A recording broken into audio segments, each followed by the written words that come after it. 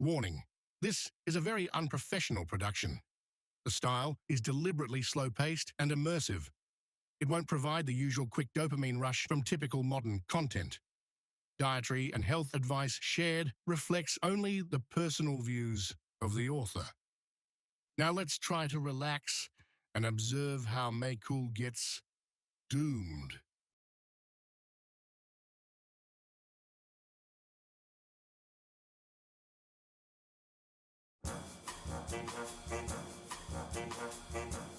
As Michael arrives in Denmark, after weeks of surviving within the confines of his basic car all the way, a difficult decision presents itself before him. Should he continue and try to reach the nirvana of Norway? Or finally put an end to the trip and get a life?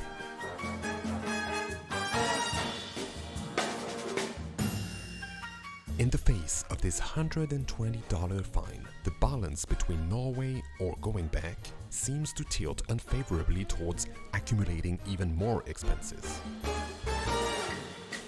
July 31, day 48. This is the last ferry to exit this doomed part of northern Germany, where wild camping is again illegal, and make it to the final destination of this trip today, Denmark.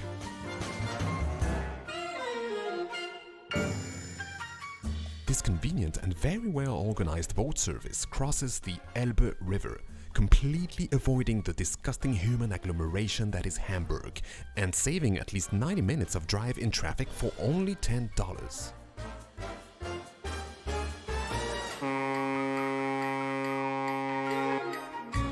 The past weeks in Germany have been tough on Michael's morale.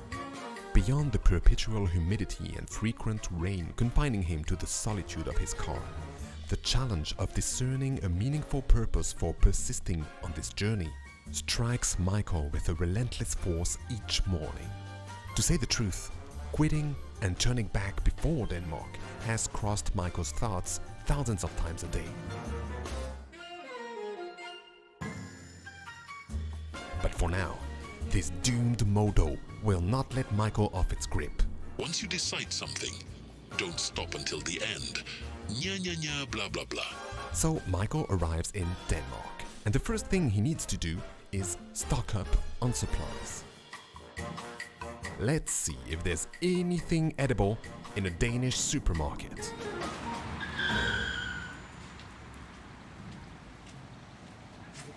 Immediately past the entrance, the radiations start attacking you. Absolute piles of complete garbage scattered across all directions, and a basket coated with the germs of every person who ever used it, ever. So for now, everything seems normal. Ooh, they even have a premium version. Michael takes the premium. The most important items Michael needs to get in this civilian sustenance depot are eggs, because they are his main source of protein. But Michael has no idea that he's about to get doomed as he inadvertently steps into the cheese hole. A cheese hole has as little way out of it as its close cousin, the black hole. Once you are sucked in, you are stuck there forever, with an absolutely deranged amount of products all coming from the udder of a cow. The amount of human who decided to nourish themselves from the udder of a cow drives Michael to mental hypoxia. The eggs must be somewhere. But no, we must absolutely feed ourselves during our entire lives with large amounts of a liquid initially meant for a one-ton animal who even himself only drinks it as a baby. But not Michael. He feeds himself with balls coming from the chicken's anus. And this makes much more sense. During the 20 minutes it's taking Michael to complete his shopping, someone outside has a different kind of plan for him. The problem is that when Michael arrived at this basic food hangar, he made a mistake. He parked on its parking lot and went inside. What a moron. Gross faux pas. Never do that in Denmark. Now, $120 fine, unavoidable due to a centralized database of vehicle plates across Europe, empowering the parking mafia to track you down, awaits him as a thank you gift for shopping with us. The reason? Some supermarkets are so panicked that someone might use their parking lot for more than 2 hours that they decided to write on a sign in a language that nobody understands that you must use a parking disc to signal the time of your arrival on the parking lot of a supermarket. And even going back inside to try and plead your case with your doomed receipt proving that you just shopped there will lead you nowhere. Meyqool wonders if you should also use a disc on tables in Danish restaurants so they know customers are not taking too long to eat.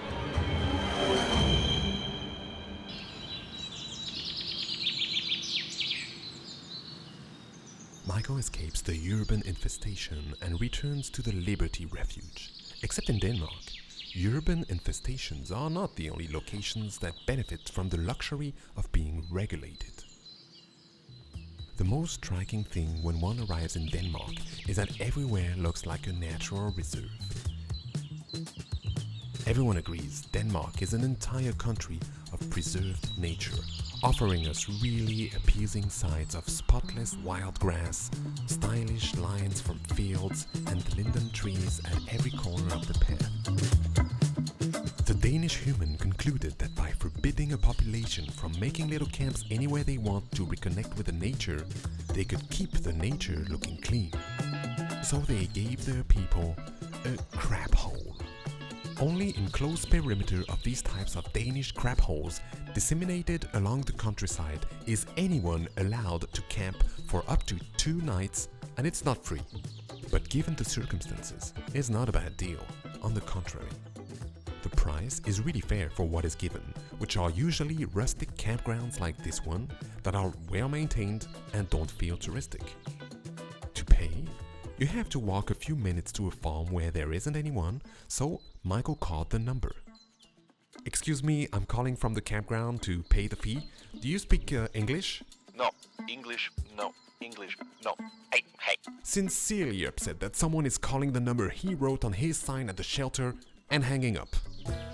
So Meyqool downloaded the doomed Danish payment app and spent 20 minutes paying $3 so he would not leave, just so he would not leave his garbage everywhere like a monkey.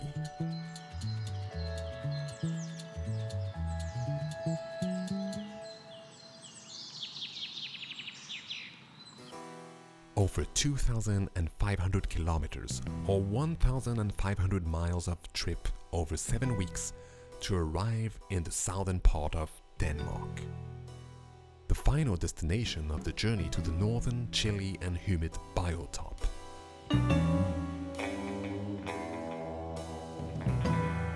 Yes, Meyqool made it, but right now, he's struggling to feel hyped up about it. Turning back in a few days almost seems more exciting to him because it means the struggle of constantly dealing with rain and dampness for a journey he still hasn't even figured the purpose of will decrease with every mile down south he makes. Ruining the view with his doomed dishes operation, Meyqool would have some nerve to find anything wrong with Denmark's nature, aside from the complete hostility towards mountains. It's a very unique place, where one really feels that people highly respect their nature. Maybe this is why their conception of camping is not very compatible with Meyqool's CarHouse, as most of the nature campgrounds like the one he's staying on right now are not accessible by car, meaning one normally has to stay in fenced-up clusters of civilian or be prepared to pay more fines. And to be fair, primitive camping spots like this one, as they call them, are really extremely nice. If you were on foot traveling across Denmark, these are really fancy yet cheap alternative to the basic campings. So it's not that Meyqool doesn't feel grateful to have found this place. He actually almost cried earlier when he found it because finding even okay spots has really been a struggle lately.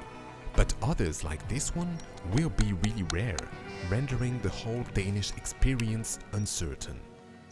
Fortunately, Meyqool catches himself blabbering all these useless speculations in his mind and remembers that even if he has no clue how this Italian coffee pot works, he at least still has 12 minutes to go explore the Danish surroundings before the next rainfall.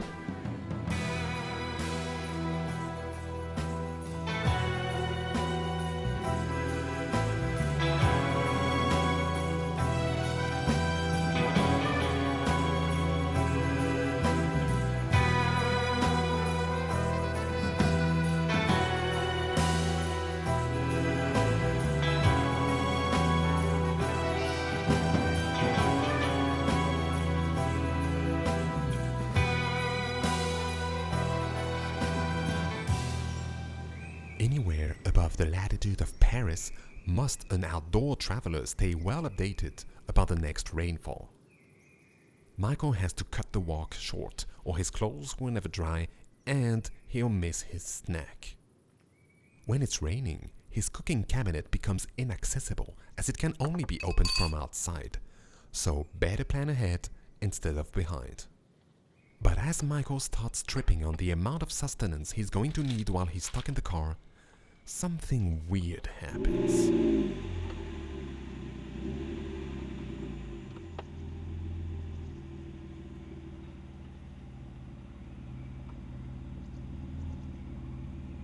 Normally, all Meyqool has to do for this interference to dissipate is look even more busy, buried deep in his own affairs. But today, this doesn't work. The Danish human remain. To make things even weirder, now the Danish human starts pretending to be busy too, going back and forth for no other reason than to get a better look at Meyqool's operations. Meyqool keeps the workload high, even if he doesn't need anything in the fridge anymore. But it doesn't work. The Danish human are staying right here to have a barbecue. The anxiety levels are over the top.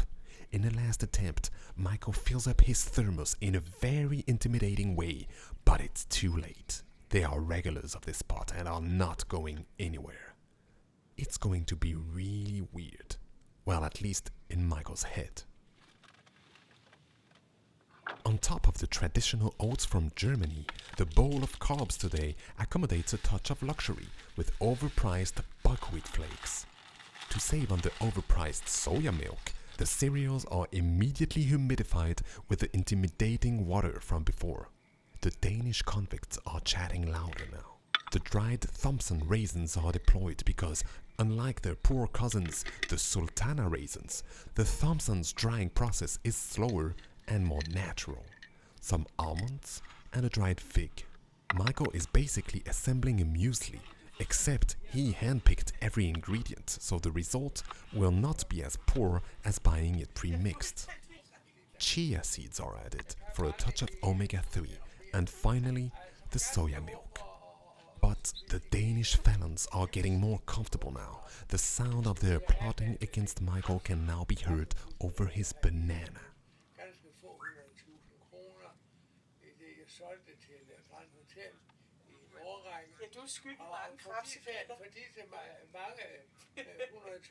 As a final move to assert his authority, Meyqool defies all predictions and eats outside too, standing his ground in the turmoil like a flamingo in a cyclone.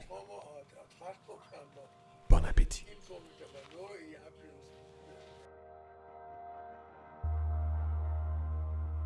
The sun has walked away, abandoning each soul to the clutches of the malevolent chill of the Northern Territories.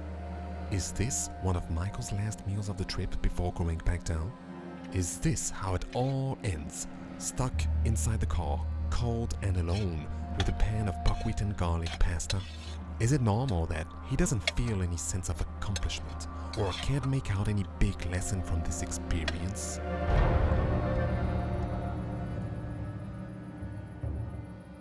Meyqool feels uneasy.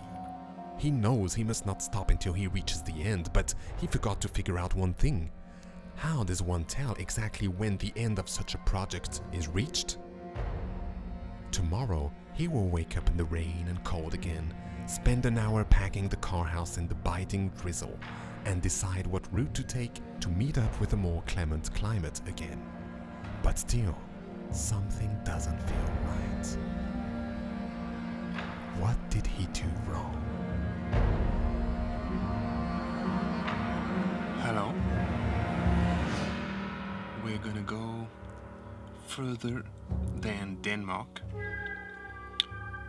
I just booked here the ferry trip from Denmark to Norway.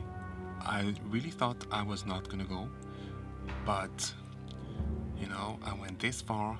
Norway looks really beautiful. It should be easier to find camping spots there, so I'm also excited about that. Now in 2 days I have a ferry crossing from Denmark to Norway. Tomorrow I have to leave this spot. I have to drive 4 hours to complete north of Denmark, sleep in a campground, and be up super early to take the ferry. So I hope you come along. I won't be talking like this every time.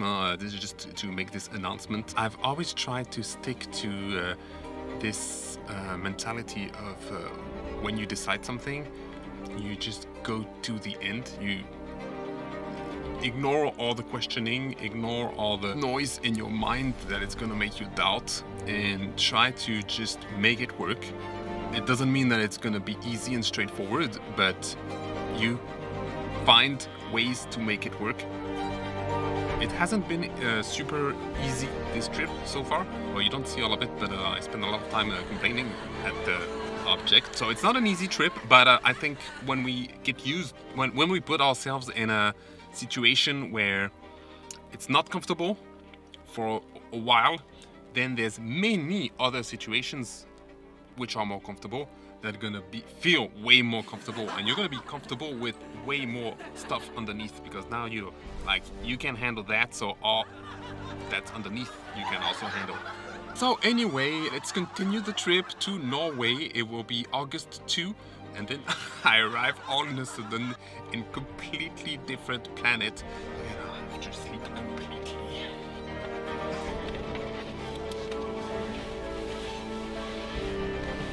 Okay, the rain, you can start now. I'm ready. Weak. Good night, Meyqool.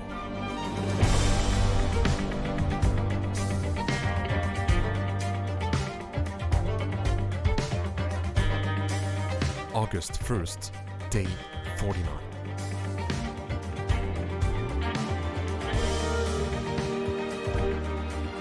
Good morning, Meyqool. Now that an additional $370 has been thrown at a ferry, messing anything up until the CarHouse is on it is out of the question.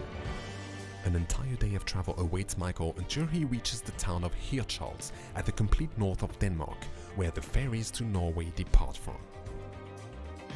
Completely skipping the exploration of Denmark in favor of more time in Norway is a gamble, because for now there is no guarantee that the camping possibilities in an even more Nordic country will be nicer. What motivates Meyqool is that, unlike most European countries, Norway should finally be a country where wild camping is legal. Some rules of proper conduct apply. It is not a camping-free party, but access to nature there is a right deep-rooted within the Norwegian culture and even their constitution.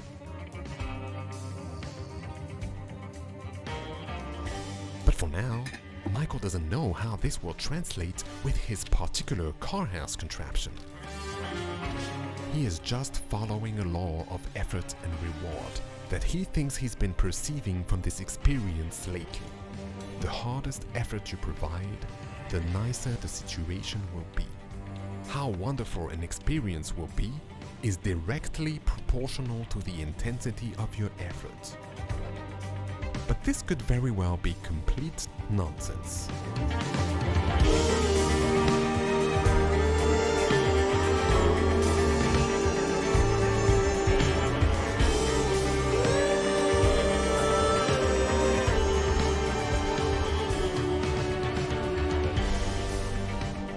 Meyqool didn't tell anyone that he's going to Norway. Even his family thinks that he's stopping in Denmark. Chloe might be the first to know, but for now, Meyqool even deactivated his GPS so that when he'll pop back up on the map of his loved ones, they will suddenly see him in Norway. Is this a little spoof, or a profound need to escape other people's opinions when doing something a bit reckless in life? Maybe a bit of both. As he dashes through Denmark as a cat jumping out of the bathtub, Meyqool and his mind are entangled in a battle to see who convinces the other that this is all a good or idiotic idea. One thought that seems to appease the turmoil is that life is not all about the goals themselves. Life is about the journey too. And as doomed as this one may often feel, there is no doubt that it is a really weird one. That fact has to be good. Observing the perseverance of this doomed weather over this damp flat gloom, Meyqool finds solace in his decision to meddle with the Norwegian reindeers. Finally, Meyqool is arriving at a campground at the northernmost coast of Denmark. It is close enough that reaching the ferry terminal tomorrow at dawn will only take 10 minutes. Time for some interaction with the human. Unfortunately for Meyqool, that human today is a very important woman. She is under the common illusion that a reception desk is more of a lounge where others exist solely to hear her express all of her emotions with as little consideration for other humans as she can. Needless to say, Meyqool's check-in was concluded long before a single minute elapsed. As far away from the center of activity as one can be is of course the location of predilection in any situation. Here is where Meyqool will spend his last few hours in Western Europe. Even though Meyqool already found some ticks here, it is a beautiful location.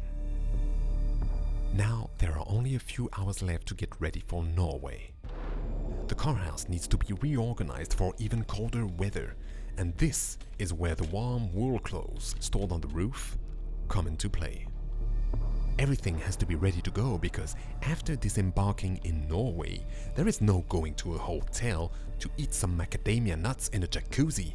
Meyqool will immediately be launched into the wilderness of a completely unknown territory with his buckwheat, his approximative face, and a fake motorhome. Better not waste any time and get to bed early.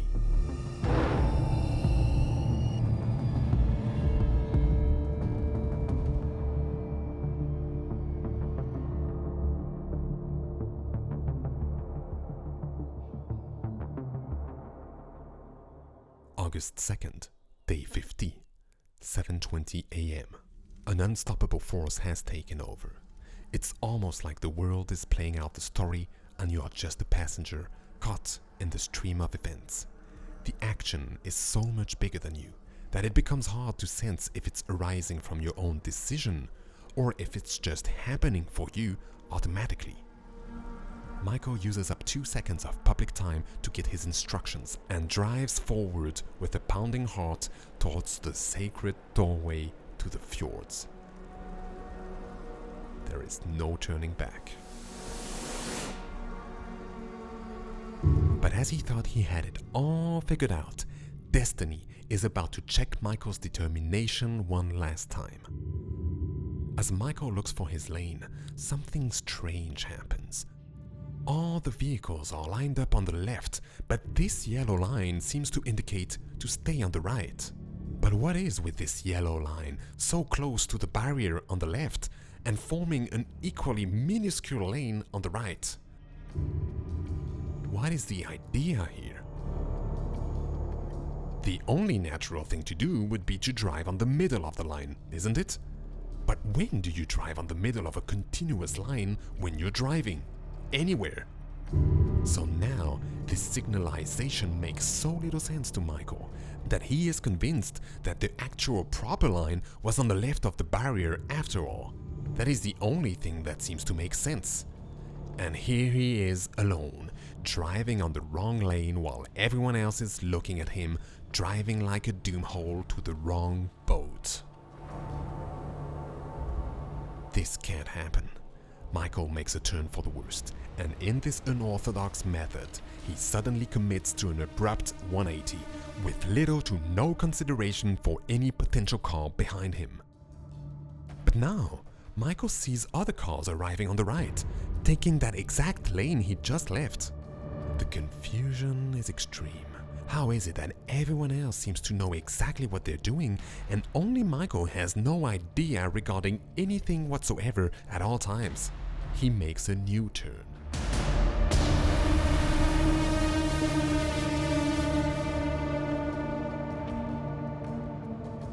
seems that he has decided to quit. Is he leaving the car here?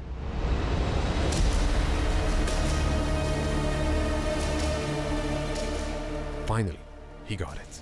As little sense as it may make, the correct route to his lane is to be driven directly over a thick yellow line.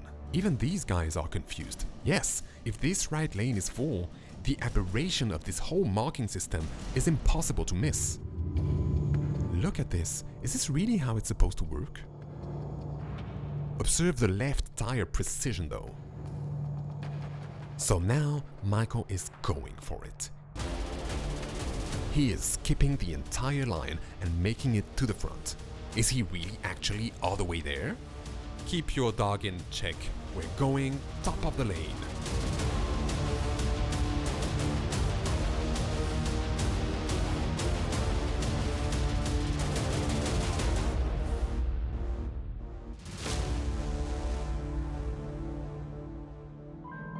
Seven weeks ago, Meyqool left into the unknown with his basic car alone. Through a series of unpleasant situations, he has been forced to cultivate the art of embracing hardships, valuing them as the ultimate life trainers that they are. Finding and setting camp in over 40 different locations, cooking in the rain, showering in the forest, avoiding authorities and other man-made threats, Meyqool has brought the CarHouse expedition this far, relying only on himself and proper caution. Now, as he embarks on the final level of this peregrination across the North Sea and into a much wilder land, all of his practice will be put to the test. With such a precarious setup, where something going wrong can quickly escalate into the end of the trip, how long can he stay there, living in the nature, in between the patches of civilization, standing as far as possible from other human at all times? It will soon be time to find out how Meyqool gets doomed next.